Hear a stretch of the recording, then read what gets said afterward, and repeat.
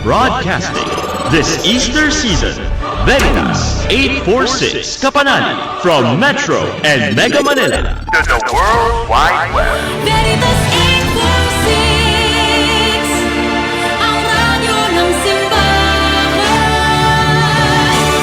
Member Catholic Media Network and kapisanan ng mga broadcaster ng Pilipinas. Kapanalig Philippine Standard Time, 2 minuto makalipas ng 11:00 ng umaga. Araw ng Sabado, 9 na araw sa buwan ng Mayo, taong 2026. Narito ang Veritas News Alert Nationwide. Nakikisa ang Catholic Educational Association of the Philippines o CEAP, ang pinakamalaking samahan ng mga Katolikong paaralan sa bansa sa lumalakas na panawagan na laban sa political dynasty. Inanunsyo ng CEAP ang buong suporta sa dapat isa lang movement na nagsusulong ng pagpasa ng anti-political dynasty law sa pamamagitan ng People's Initiative. Naniniwala ang grupo na mahalaga mabawasan ang pag-iral ng makapangyarihang political families upang mapalakas ang pananagutan, integridad at patas na pagkataon sa serbisyo publiko. Hinikayat ng CEP ang mga paaralan, guro, estudyante at mga katuwang na makiisa sa signature campaign at iba pang civic engagement activities para isulong ang panukala. Sa ilalim ng panukalang reforma, lilimitahan sa isang national at isang local elected post lamang ang maaring hawakan ng isang political family. Pinagbabawal din ang sabay-sabay na paghawak ng posisyon ng magkakamag-anak hanggang 4th degree, gayon din ang pagpapalitan o pagsasali ng pwesto sa pagitan ng mga kaanak sa politika. Mahigit 3 dekada nang nakasaad sa 1987 Constitution ang pagbabawal sa political dynasty, ngunit hanggang ngayon ay wala pa rin naipapasang enabling law ang Kongreso. Ayon sa mga taga-suporta ng kampanya, matagal nang iniuugnay ang political dynasty sa korupsyon, mahinang pananagutan at pamamayani ng kapangyarihan sa ilang pamilya lamang. Magbabay ka mabalita mamayang 1:00 ng hapon. Ako inyong kapanalig Maria Navales Pulgo, sumainyo ang katotohanan. Abangang muli ang Veritas News Alert Nationwide. Ang balitang ito ay inihatid sa inyo ng Renalyn. Renalyn, araw-araw. Ang programang titimbang ng katotohanan sa usapang panlipunan. Veritas. Magpapayabong sa moralidad ng bawat Pilipino. Veritas. Magsusulong ng mga doktrina ng simbahan sa sektor ng ekonomiya, politika, kultura at kalikasan. Veritas. Tuwing Sabado, kasama si Reverend Father Jerome Ceciliano. Veritas.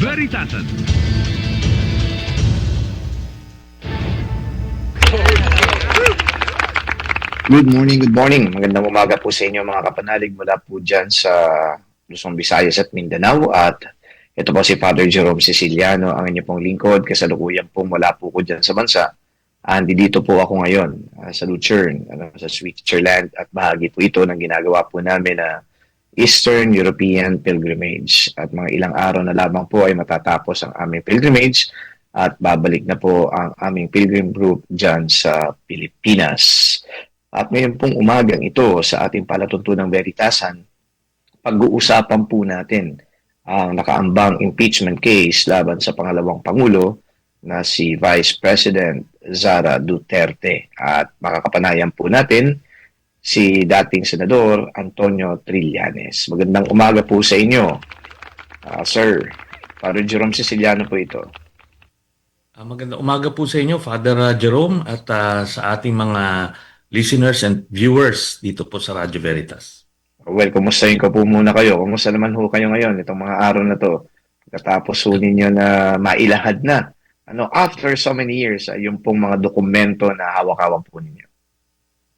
Mabuti naman po. Tayo po ay naghahanda dun sa pag-appear ko naman sa Senado.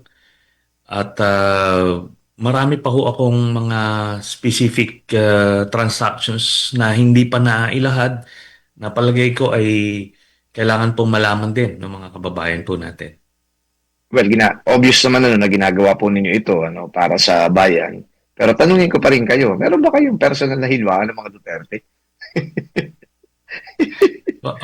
Wala po, no? Kung yung mga nakakilala sa akin, the first time I went into the public or national consciousness back in 2003, alam nila na advocacy ako na po ito. So, simulat sa pool, hindi po ako na may personal. 2003 na naikulong po ako ni GMA dahil nilabanan namin yung kanyang korupsyon. Tapos nung nakalaya po ako noong 2011, December 2020, 2010 to be specific, hindi ko naman po hinabol si GMA eh. Kasi wala na, nung nakulong na siya, kumbaga yun yung mission eh. Ganun lang po yun. Ganun din kay VP Binay, kay Enrile. At pag natapos na po yung mission, hindi sa akin personal yon. Ngayon, ito lang kasing kay Duterte, it's an ongoing mission. Hindi pa po tapos yung laban, kaya kailangan matapos ito by 2028. Well, alam po ng marami sa atin na hawak-hawak nyo yung mga dokumento na yan. I'm talking about the bank accounts, statements. Matagal na. Ngayon, what did you feel? How did you feel about it when finally you were given the chance to present those documents at nalaman na nga ng publiko? Alam niyo po, yung personal vindication na sinasabi nila, it only dawned on me after a day na, nung sinasabi sa akin yon ng mga nakakausap ko, tsaka mga taga-media. Pero at that specific moment, when it was being confirmed one by one, hindi naman ako particularly elated o yun yung nasa isip ko. Kasi I was 100% sure na totoo ito, na validate po namin, at hindi ko naman po inimbento yan. At in fact, inadmit mismo ni Duterte. Kaya I was 100% sure. No? Kaya nung kino-confirm isa-isa po ng AMLAC, parang I was expecting it. Ganun po. But later on, syempre, na-realize ko na lang yung impact noon. Yun nga, no? It's been a long journey na yung personal vindication. But then, naisip ko rin na sayang lang kung naniwala po yung mga kababayan natin early on dun sa mga inilahad ko noon, baka sana naging iba yung landas ng ating bayan. Well, ito naman siguro ho ay natanong na sa inyo na maraming beses, but how did you obtain such documents? Meron pong whistleblower, ang pangalan niya, Joseph De Mesa, na siya po ang naghatid doon po dito po sa aming headquarters, dito sa Quezon City. At sinabi niya na siya ay kamag-anak ng isang taga-government agency na may access sa mga ganitong impormasyon.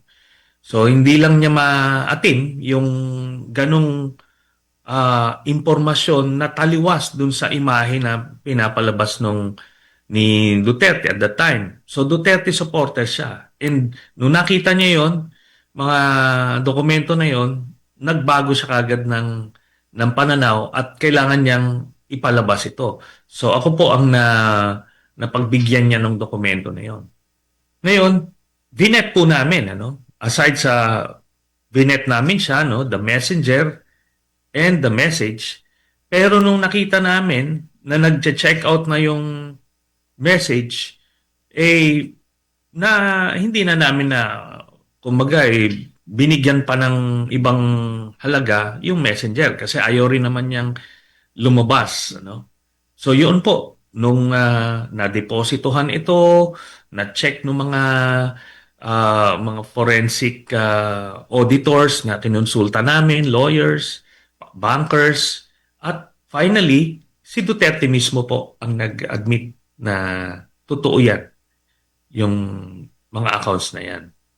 Okay, malaki ho yung yung pera na mga transaksyon doon. Hindi naman ito biro-birong halaga ng pera. Pero sa inyo pong pag-iimbestiga, saan ba nanggagaling itong mga perang ito? At bakit ganun kalaki? Noong 2016, nung ina-analyze po namin ito, ang conclusion ko lang nito ay ito yung galing doon sa corruption sa City Hall, yung ghost employees na that time na-report na po ng Commission on Audit. No? So meron po siyang 11,000 ghost employees na nagneneto ng 700 million pesos every year. No? So that was 2015 15 yung report, no? So yun po yung hawak ko at the time.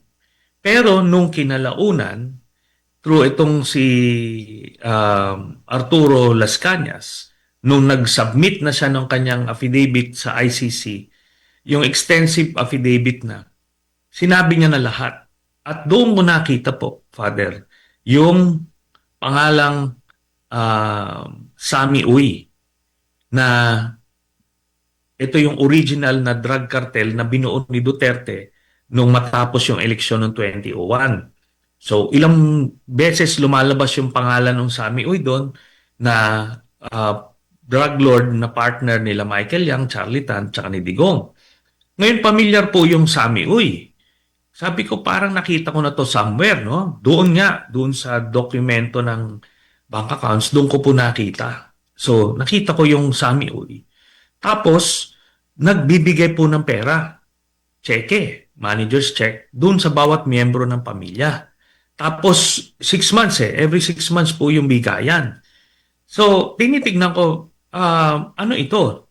Most likely, ito ay dividendo kasi drug lord ito, partner ni Digong, tapos binibigyan yung mga pamilya. Wala naman po silang negosyong magja-justify nung ganong kalaking dividendo at sa mga kapatid, ay sa mga anak po na ang binibigay. Kaya, tapos nung after nung paper trail na yon ng mga cheque, 2011 to 2013, ito po na-report ko rin naman dun sa hearing, huminto na yung bigayan ng cheque, pero pumapasok na dun sa account ni Sara at ni Digong, yung joint account nila. So, ang conclusion ko nito ay pinagpatuloy na nito ni Sami Uy through this account na diretso na sa kanila, wala ng paper trail. Bank transfers na yung ginagawa. Kasi parehas pa rin po yung mga periods Every 6 months bigayan. Ganun po. So, ngayon, sa illegal drugs po yan. Galing sa illegal drugs yung perang pumasok sa kanila, kila Duterte. Ang worth na nakita namin na pumasok is mga 2.4 billion pesos. Okay. Nung lumabas po kayo doon sa Kongreso, House of Representatives, at binanggit nga po ninyo, yung pangalang Sami Uy, marami din naglabasan ngayon, ewan ko, siguro mga sa kampo naman ito ni Duterte, na di umano itong si Sami Uy ay lehitimo namang negosyante. So where did you get that information that Sami Uy is indeed a drug lord? Yun pong nagbigay ng information insider. So whistleblower po yun. Si Arturo Las Cañas, ano po ito? Ito yung original member ng Double Death Squad. Talagang pasok siya dun sa inner circle ni Digong.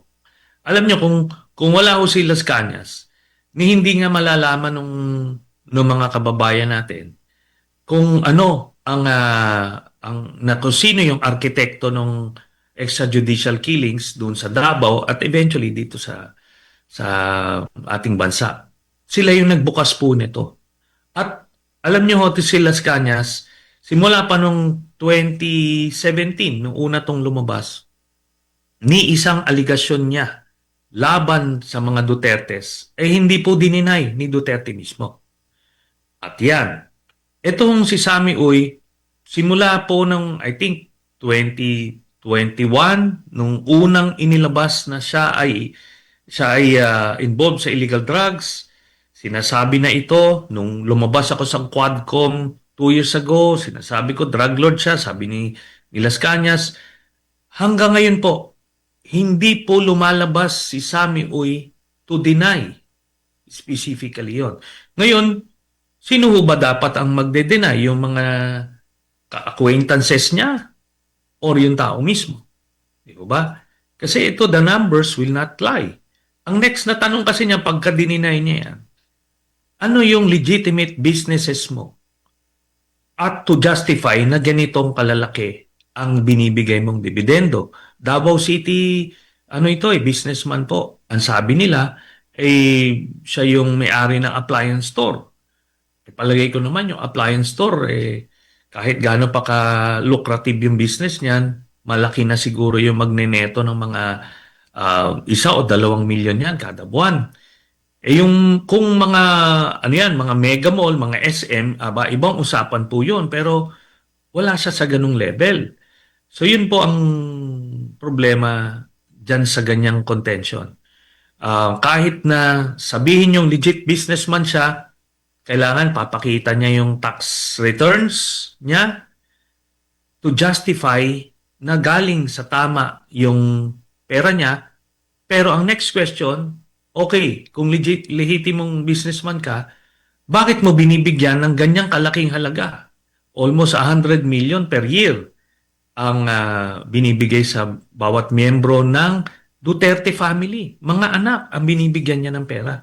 Bakit? So yun po ang mabibigat na tanong na hindi niya yan masasagot. Kaya hindi po humaharap yan sa publiko. Okay, so dalawang bagay ho doon sa sinabi ninyo, ano, ay yung amount ng pera, napakalaki, at kung lehitimong businessman, ay hindi naman yata makakapagbigay ng pangalawa, bakit nga talaga nagbibigay on a regular basis? Ano? For what purpose, di ba? Parang doon pa lang, they raise red flags already.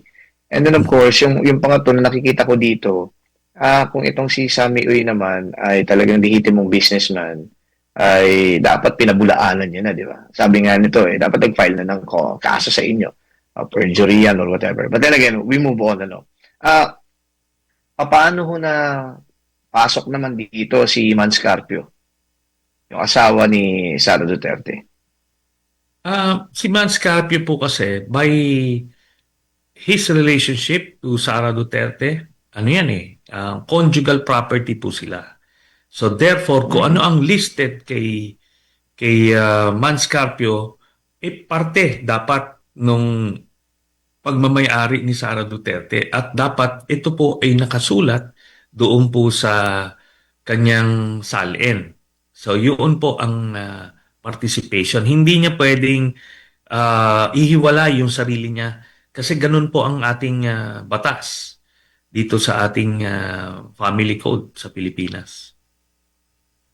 Okay. Ngayon na itong kampo ni Sara Duterte ay hindi naman din humarap doon sa mababang kapulungan ng Kongreso at mukha yatang dumiretso sila sa Supreme Court. Are you positive that this impeachment that's being deliberated on now in the House of Representatives ay mapupunta yan sa Senado para litisin na talagang tuluyan ang pangalawang Pangulo? Ako po I'm looking at things one step at a time. Kasi nakita naman natin at any time pwedeng may pumasok to intervene. So, una muna itong kailangan yung botohan po sa Monday sa House.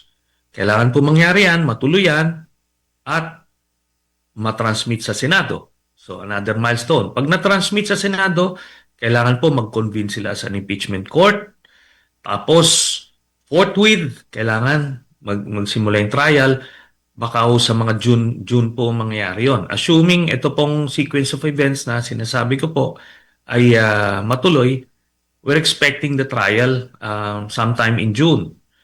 Whether mid-June or later, but hindi na po tatagal yon. Tapos, doon na po magsisimula talaga. MWF yata yung schedule sa Senado. So, until that actually happens, doon na lang po natin masasabi na talagang tuloy na.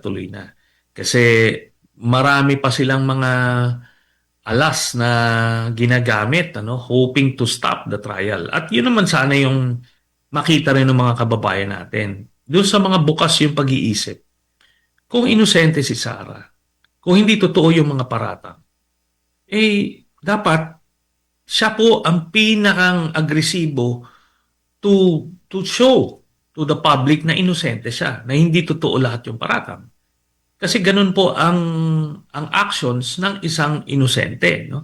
Kasi I remember, Father, nung ako po ay inakusahan ni Digong ng may foreign bank accounts, ginawa ko lahat to prove my innocence. Pumirma ako ng waiver, tapos dinala ko pa yung mga media doon sa bangko sa Singapore na kung saan sinasabi ni Digong na meron akong bank account. doon mismo narinig nila doon sa bank manager, bank teller na wala akong account doon. Kaya napaamin si Digong na inimbento lang niya yung bank accounts na yon. So, kumaga, you have to go through those lengths to prove your innocence. Kasi kakagat kakagat po yung kasinungalingan na yon. Ngayon, dito po sa kanila, baliktad yung demeanor nila. I have been alleging these things since 2016, pero ang ginawa nila ay talagang to evade, no? Meron pang hamon po yan si Dico. Magkita daw kami sa BPI Julia Vargas. Tapos sinabay niya, sabi niya, mga lahat ng supporters daw niya, pumunta daw doon at batuhin daw ako ng kamatis, batuhin ako ng bato ko, anuman, para matakot ako. But I showed up, but he did not show up. Tapos yung abogadong pinapunta niya, si Panelo, was preventing the bank manager from handing out the statement of account na makikita sana. Yun ang nangyari po doon sa loob ng bangko. Pero pagdating niya sa labas, nagsinungaling. Ito, nandito na. Kaso, sabi nung bangko daw, 2 weeks pa raw, ganyan.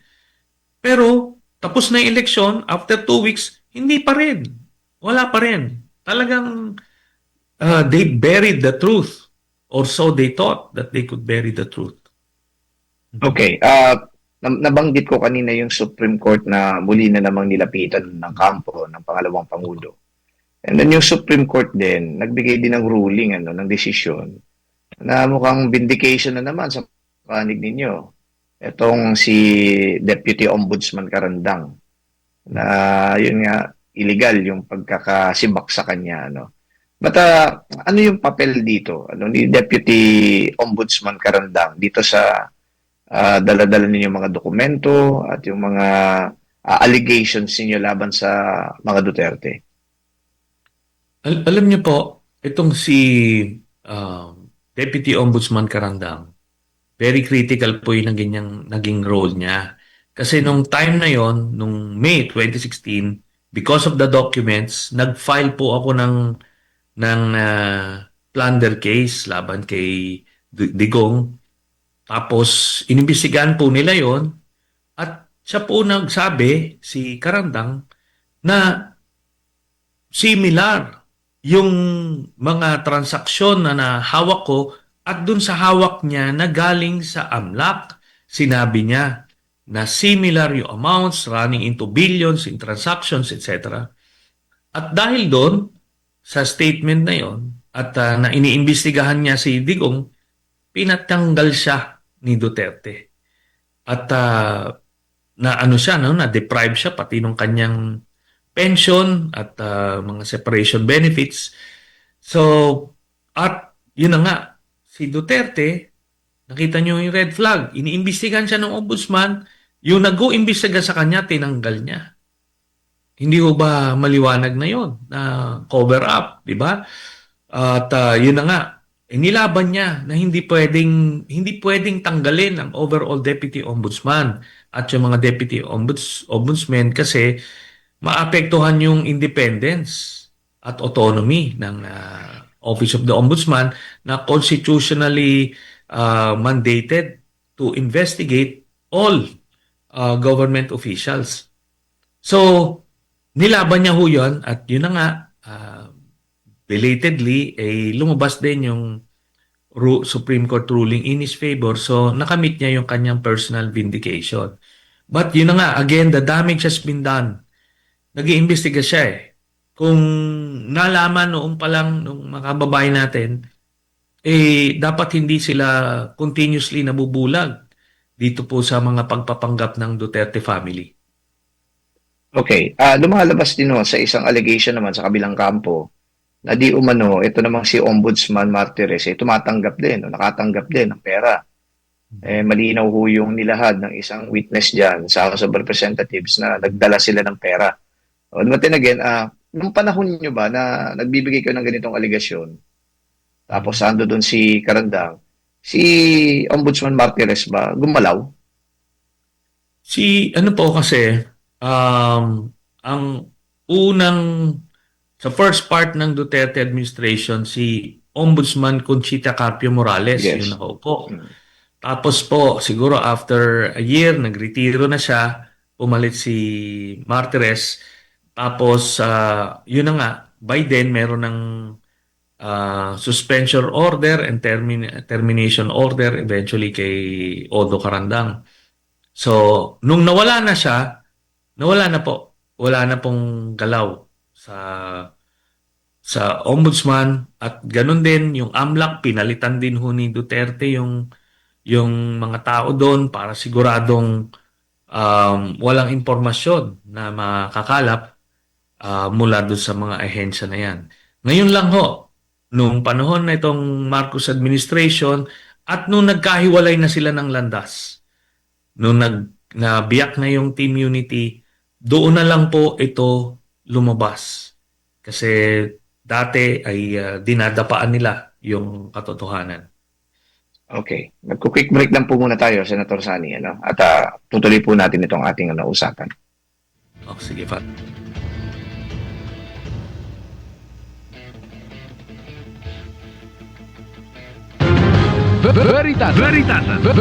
Veritasan. Celebrating 57 years of Catholic broadcasting this Easter season. Veritas 846 Kapanali from Metro and Mega Manila. To the World Wide Web. Veritas 846, ang radyo ng simbahan. Member, Catholic Media Network and kapisanan ng mga broadcaster ng Pilipinas. Kapanalig Philippine Standard Time, 28 minuto makalipas ang 11:00 ng umaga. Kapanalig, narito ang ilang paalala sa pakikibahagi ng on-air and online healing masses sa Veritas tuwing alas 6 ng umaga, alas 12 ng tanghali, alas 6 ng gabi at alas 12 ng hating gabi. Maghanda ng isang munting altar at maaaring lagyan ng krusipiho at nakasinding kandila. Magsuot ng kaaya-ayang damit katulad ng isinusuot kapag dumadalo sa pangkaraniwang misa. Panatilihin ang katahimikan at sumabay sa mga pag-awit at pagtugon sa mga bahagi ng misa. Iwasan ang mga bagay na makakasagabal habang nakikiisa sa banal na Eucharistia. Maaaring tumayo o umupo sa pakikibahagi ng Eucharistia maliban na lamang sa mga may karamdaman. Sa bahagi ng komunyon, hinihikayat ang lahat na dasalin ng Act of Spiritual Communion bilang pagtanggap ng banal na komunyon. Kapanalig, ating ihanda ang sarili sa pakikiisa sa hapag ng Panginoon, ang hapag ng katotohanan at ng ating kaligtasan. Healing Mass sa Veritas. Abangan! Come, Lord Jesus, send us your Spirit, renew the face of the earth. Come, Lord Jesus, send us your Spirit, renew the face of the earth. Veritasan.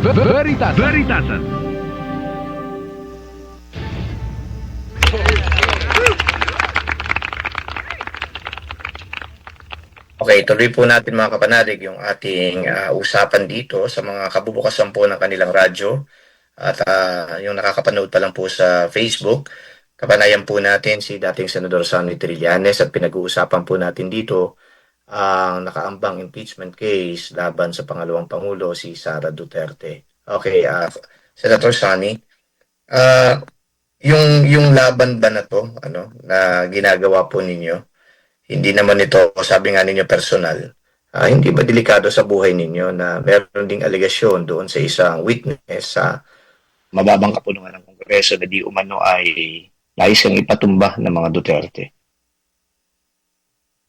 Marami po tayong na tanggap na ganyan, mga banta sa aking buhay. Nasabi na rin ni Arturo Las Cañas, ito nga si Ramil Madriaga. Meron pa po, during the term ni Duterte, mga siguro 4 o 5 direktang pagbanta sa aking buhay ang natanggap natin. Kaso yun nga po, ano po ang gagawin natin? Ako po kasi nung pinasok ko itong public service, yun na po ang mandato . Yun po ang kailangan gawin.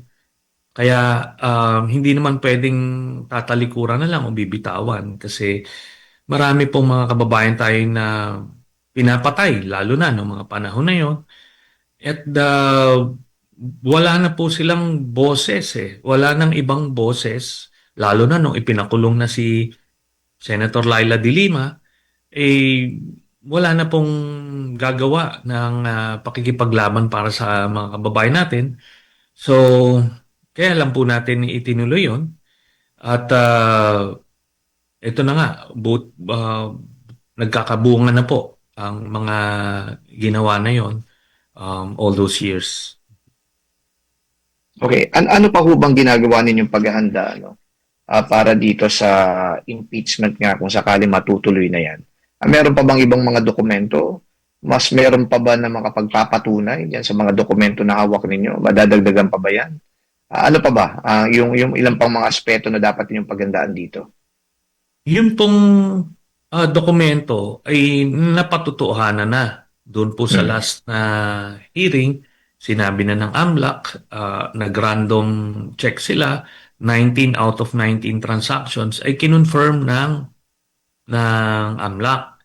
Ang pinaghahandaan ko na lang po ay ilalabas ko yung mga ibang mga detalye na nakasaad po doon sa dokumento na yon na hindi pa na ilalabas sa publiko. So, yan po ang ilalabas ko. At bukod pa rito sa impeachment, ako rin po ay naambisuhan na magtitistigo rin ako doon sa ICC. So, yan namang ICC case, baka lumabas po yan, baka magsimula yan mga September or October this year. So, yun po ang mga pinaghahandaan po natin.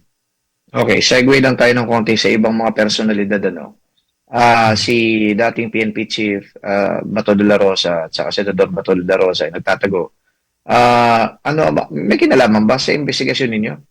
Sa liksik ninyo? May kinalaman ba talaga siya dito sa kumbaga ay kaso din ni Duterte na war against drugs?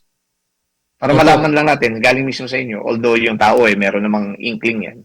Sige. Opo. Si Bato de la Rosa ay integral part of the crimes against humanity na nakumit ni Duterte. Meaning, hindi siya pwedeng mangyari kung wala sa partisipasyon itong kay Bato. So, tatlo po yan sila. Si Duterte, siya yung mastermind, siya yung nagbigay ng utos, at dalawang sangay po. Yung isang sangay, yung kay Bato de la Rosa, na gamit yung PNP, ito yung tokhang, yung tinerrorize yung buong lipunan para makontrol ni Duterte yung society. Tapos meron pong Special Operations Branch na ang pinuno naman ay si Bongo. Ito naman, ang pinapatay naman nila ay yung mga karibal na drug lord nung kanilang kartel at pati yung mga yung mga distributors na hindi nila kasama sa kanilang grupo. So yun naman po ang pinapatay nun. Well, pag nagbigay ba kayo ng ganitong mga allegations o kaya kumbaga ay mga information, saan po ba nanggagaling yan? Para malaman lang ng mga nakikinig. Parang very confident kayo about all these accusations, allegations. Saan nyo kinukuha po yan? Yung ganun mga info? Lahat po ito, mga inside information po ito, no? Kasi nga kung walang whistleblower, hindi ito matutuklasan. So ang makikita lang natin yung patayan, pero hindi natin malalaman yung motibo o kung ano yung gaano kalawak yung organisasyon at kung ano yung mga utos. So galing ito sa mga whistleblowers, no? So andiyan na si Matobato at si Las Cañas at yung mga pronouncements mismo ni Duterte. At itong kay Bongo, meron pang ibang whistleblowers dyan, si Garma, si Colonel Asierto. So, lahat po ito, malalaman mo lang pagka meron pong whistleblower na magsasalita. At may pangparaan naman po to vet, no? yung veracity ng mga sinasabi nung whistleblower. Hindi naman agad-agad na may whistleblower, ito sasabihin, paniniwalaan. Meron pong proseso yan ng pagve-vet, no? Pagve-verify ng kanilang mga sinasabi, at doon mo na makikita, ultimately, makikita kung ano talaga yung katotohanan. So, itong mga tao po nito, wala naman silang ilalagay nila yung buhay nila sa peligro by saying these things. Hindi naman po pwedeng trip lang yan o masokista sila. Hindi ho, it goes against human nature. So marami pong paraan para makita yung veracity ng mga salaysay nila. So yan po ang nabuo. At itong mga testigo na ito ay na-vet na rin, na-screen na rin ng ICC. Mabigat po ang screening process ng ICC. Hindi ka pwedeng basta-basta pupunta at gagawa ka ng kasinungalingan kasi pwede ka pong makakasuhan ng obstruction of justice doon kung ikaw ay gagawa lang ng mga kwento. So itong mga testigong ito ay nakausap na rin ng ICC at tinanggap na yung kanilang mga testimonya. Kaya po natin nabuo itong istorya na ito. Okay. Yung pong mga yung pong mga istoryang ganito na hindi naman pinaniniwalaan ng mga taga-suporta ni Pangulong Duterte, lagi lang kayong binabash, At ang daming mga, kumbaga, mga aligasyon din laban sa inyo. Well, how do you respond to these people? At ano ba tingin ninyo? Ba't hindi naniniwala itong mga taong to? Meron po kasing cult following na phenomenon, no? Alam niyo, Father, may mga siguro may na-encuentro din kayo noon, yung may mga ibang naggagawa ng mga pseudo religions, 'di ba? Na makikita niyo yung mga followers nila na ito, yung kagaya nga ni Kibuloy, documented na yung rape, human trafficking at kung ano-anong krimen, nandoon pa rin sila, no? Meron pa doon sa Surigao yung mga doon, Ecleo. Kila Ecleo, di ba? Tapos ito may bago yung si Senyor Aguila. May mga ganyan po. At unfortunately, sa galing ni Duterteng mambola, nakapag-establish siya ng cult following nung siya ay naging presidente. Ginamit niya yung propaganda machinery ng administrasyon para mabudol niya. Yun po, that's the term. At alam niya man natin yung mga taong nabubudol, habang nangyayari yung scam, hindi mo alam na nabubudol ka na Di ba? Ganun po yung phenomenon. At nandoon po tayo ngayon. Fortunately for us, marami pa rin pong sa mga moderate or soft Duterte supporters na wala pa sa ganong punto. Kaya po nung lumabas po yung confirmation nung AMLAC, nung pag-appeal ko po sa House at nung mismong salaysay nung AMLAC, outside na dun sa aking mga sinabi, marami po dun sa mga soft na Duterte supporters ang namulat. At totoo pala, kaya umatras na sila. Pero yung mga cult followers, siguro mga nasa 25 to 28% yan, ando doon pa rin sila na tipong basta, kahit na anong gawin, Duterte pa rin sila. Yun po, time na lang po, oras na lang ang magmumulat sa kanila eventually. Kasi ganyan naman po ang nangyayari sa ating lipunan. Well, I don't want to put down itong mga sinasabi mong followers na madaling mabudol sa word mo nga na ginamit. Pero may mga professionals din At hindi naman ito yung mga basta-basta lang na parang tingin natin pwede mabudol. So, itong mga mga professionals na to, paano yun? Alam niyo, Father, pagka na-scam ka, kahit professional ka, in fact, mas marami hong mga professionals ang nasa scam kasi because of their good nature na character, binibigyan nila na at face value na yung mga kausap nila na totoo yan. Di ba? Bihira kasi yung mga skeptical, yung cynical sa mundo na tipong lahat ng makakahalubilo ay masama ang tingin niya. Iba po yun. Yun, hindi mabubudol yun. Kasi antimano, talagang guarded sila.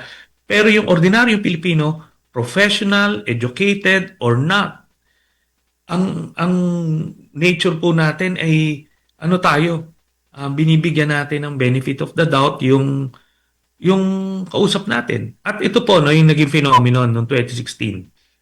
Prior to Duterte, yung mga politiko, hindi pwede sila mambola, pero bihira po yung tahasang magsinungaling harapan. Wala pong ganyan. Nambobola sila, tipong ganito, pero si Duterte yung first time, noong 2016, yung sinabi niyang, tatanggalin ko ang crime, corruption at illegal drugs in 3 to 6 months. Kung hindi, magre-resign ako o kaya patayin niyo ako. Hindi ko kumukurap yung mata niyan. So yung mga Pilipino noon, parang totoo ito Subukan niya natin. Ganun di ba? Pero 3 to 6 months na na sila. Kumbaga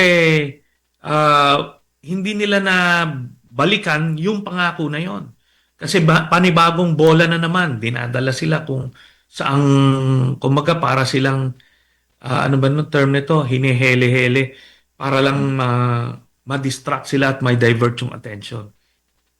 Pero yun. It was a lie. It was a bare-faced lie na hindi prepared yung mga botante natin noon, professional or hindi. Kasi marami tayong kilalahong, even sa kaparian, marami yung nadala doon. At they wanted to believe. It's about wanting to believe. So until talagang eventually nakita na hindi. So from that high, mga 95% ng Pilipino naniniwala sa sinasabi ni Duterte noong 2016, ngayon nasa na lang, below 20% na lang kay Duterte mismo. So ganun maraming namulat. Diba? Marami yung namulat. At it's a challenge from a communications perspective.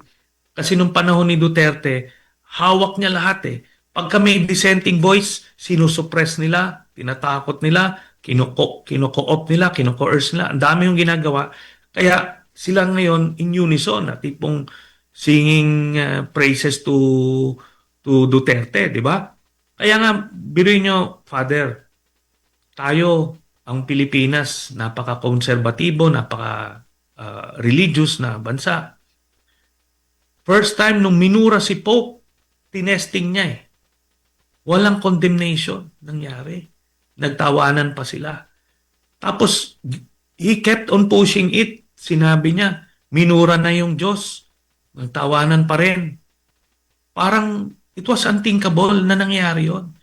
Tapos nung finally sinabi niya, magtatayo na lang siya ng iglesia ni Rodrigo, sabi niya. 'Di ba? Makikita nyo, talagang he was really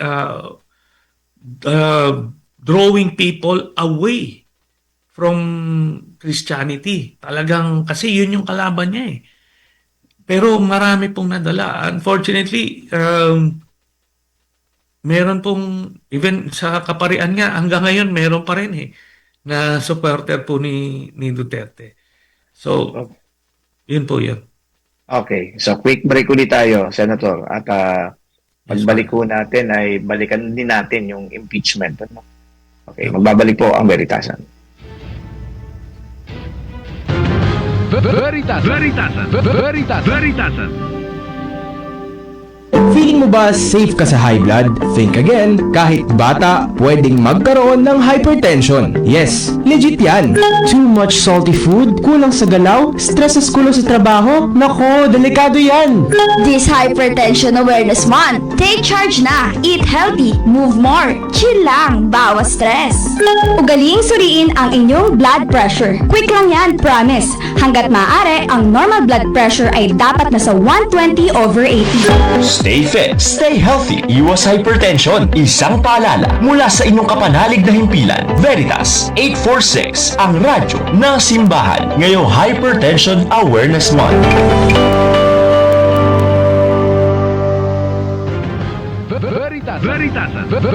Veritasan.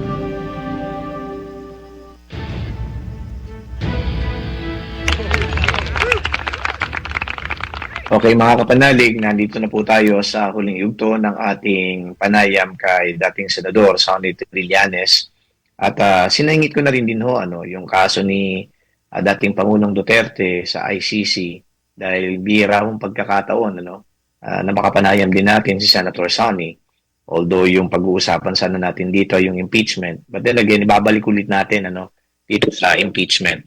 Okay, Senator Sonny, maliban yan sa mga dokumento na hawak ko ninyo, ano pa ba ang magiging papel ninyo para talagang mapatutuhanan na itong si Pangalawang Pangulo Sara Duterte ay dapat na ma-impeach at talagang hindi na muli na makatakbo bilang isang politiko?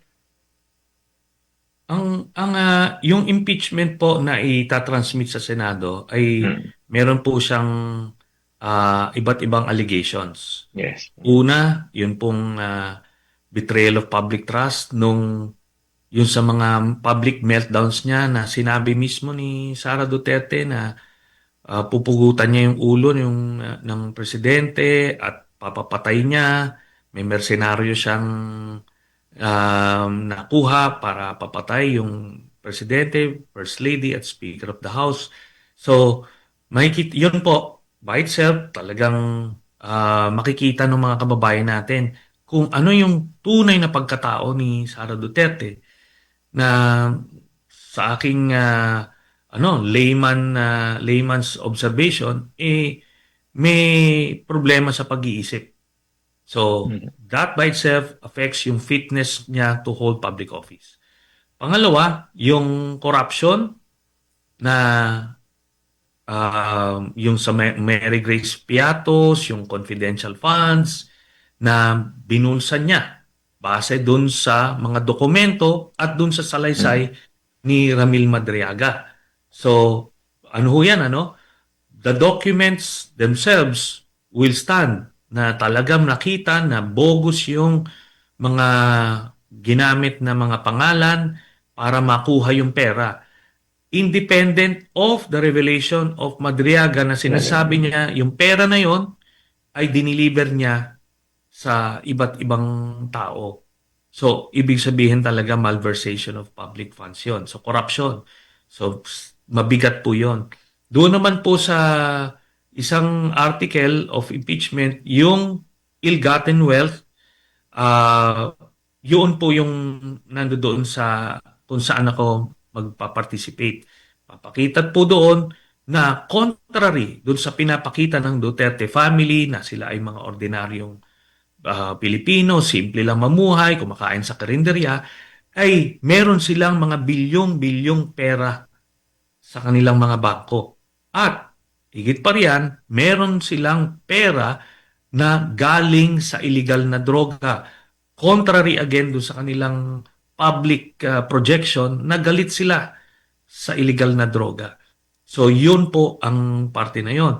Then yung Anti-Money Laundering Council will confirm, as they have confirmed, na totoo yung mga nailabas ko ng mga dokumento. At hindi lang yan, meron pa silang nakita na hindi kasama doon sa mga dokumentong nakalap ko noong 2016. So yan pong mga yan, collectively, individually at collectively, ay masasabi nating pruweba na hindi fit to hold public office as Vice President si Sara Duterte.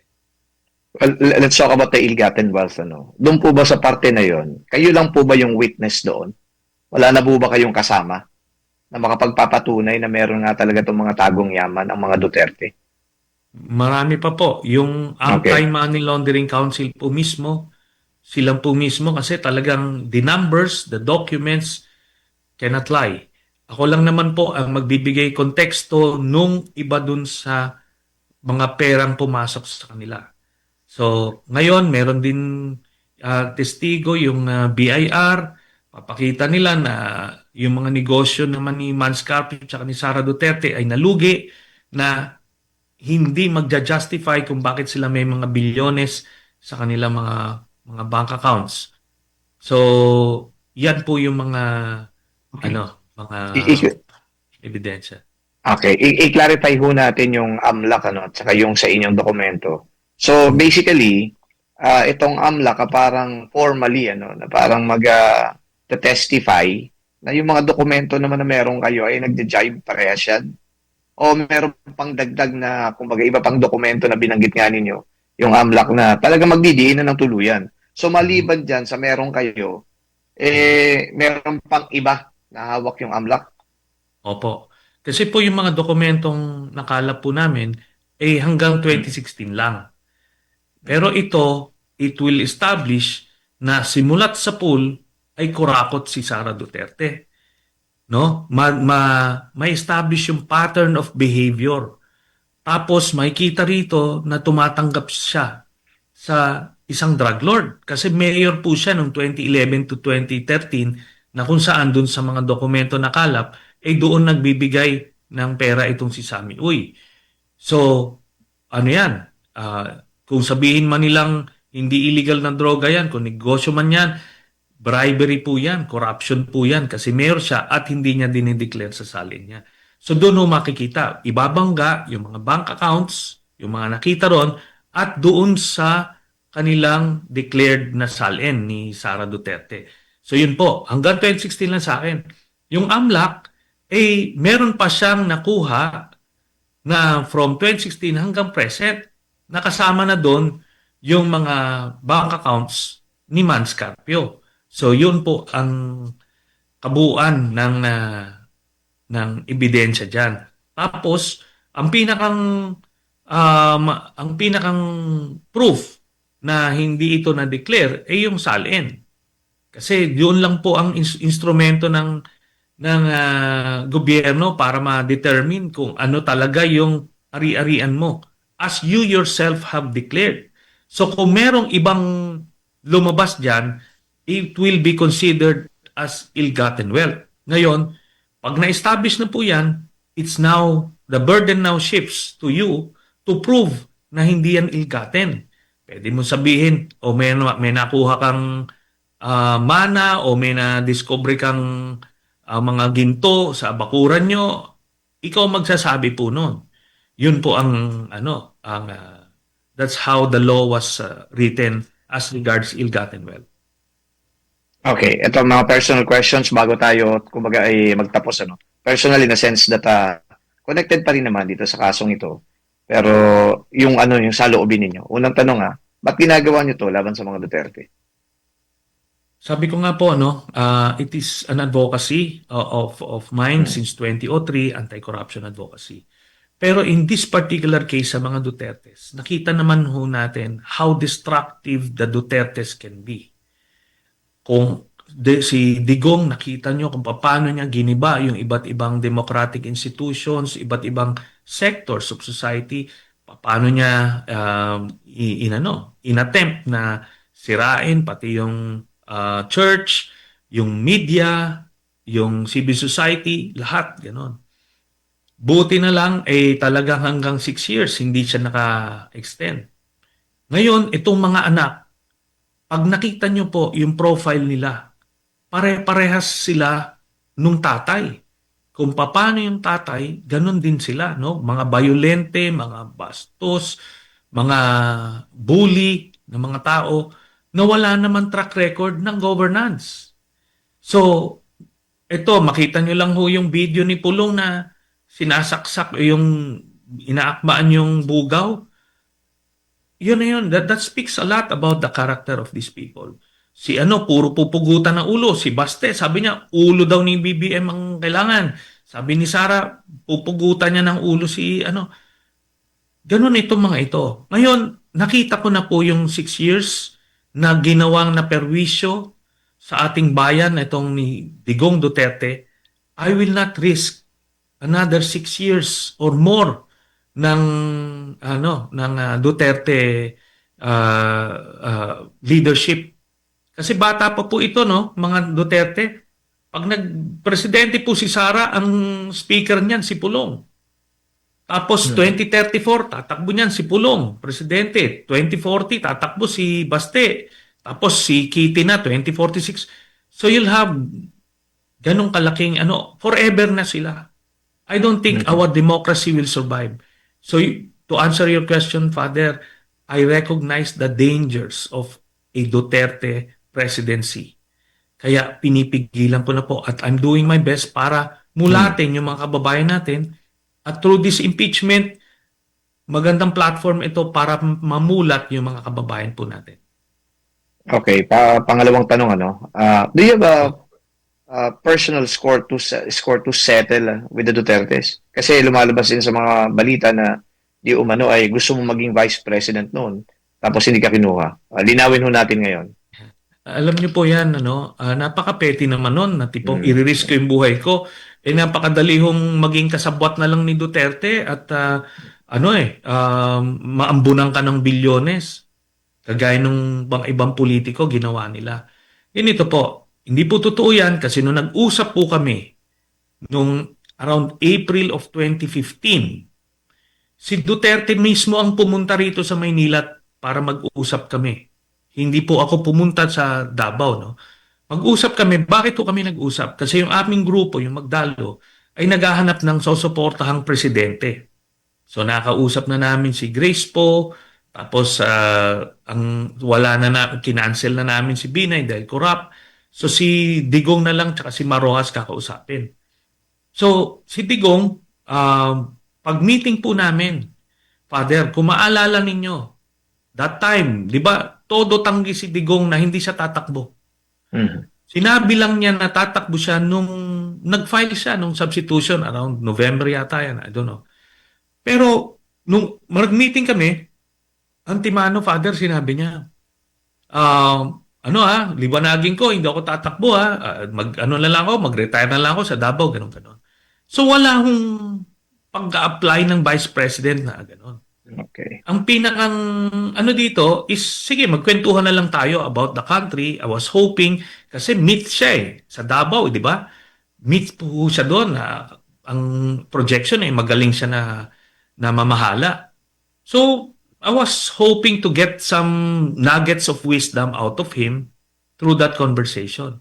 Pero isa't kalahating oras po kami nag-usap. Ni isang segundo dun sa pag-uusap namin, wala siyang sinabi tungkol sa bayan. Wala ho. Kundi sinabi niya yung mga pagpatay niya, yung mga kabastusan, lahat.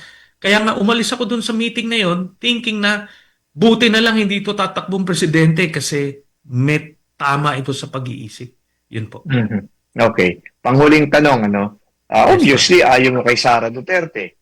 Diba? O, sino susuportahan mo sa 2028? Si Senator Risa po ang aking tinutulak na pagka-presidente kasi yung mga katangian na hinahanap namin sa isang pangulo ng bansa ay nasa kanya. At she's willing and ready to serve the country as president. Yun po. Okay. So maraming salamat, Senator Sammy Trillanes. It was a pleasure talking to you. And of course, with the information that you shared, marami sigurong napag-alaman ngayon ng ating mga kababayan at hopefully, kung meron man dito ng mga supporters sa mga Duterte na nakikinig, baka sakali kayo ang maging mitsa para magbago ng isip yung mga yan. But anyway, ito pong ginagawa po natin dito sa Radyo Veritas ay pagtukla sa mga dapat na malaman ng ating mga kababayan at yung ating pong mga resource persons ay instrumento upang may bahagi po natin yung ilang mga bagay na hindi po nalalaman ng mga ordinaryong Pilipino. Tayo naman po dito sa simbahan ay gusto natin ng katotohanan, ngunit yung katotohanan ay hindi po natin basta-basta malalaman yan sa isang panayam o di kaya sa isang source. But then again, dito po sa ginawa po natin na pag-uusap, kita naman po natin na yung mga inilalahad ay hindi lamang basta narratives, kundi meron itong mga dokumento. That in itself should tell us that there is a semblance of truth to all these revelations. Again, maraming salamat po sa ating pong resource person, si Senator Sonny Trillanes. At syempre, maraming salamat din sa Radyo Veritas sa pagkakataong ito na magkaroon tayo ng ganitong palatuntunan. At sa lahat po ng mga sumusubaybay at sumusuporta sa palatuntunan ito na Veritasan, maraming salamat po sa inyo. Ito po ang inyong lingkod, Father Jerome Siciliano. Umaga po dito, alas 6 pa lang ng umaga, at dyan po ay tanghali na bukas po ay araw ng linggo, magsimba po kayo. Sumayin nyo ang katotohanan. Bye-bye, happy weekend. Veritasan.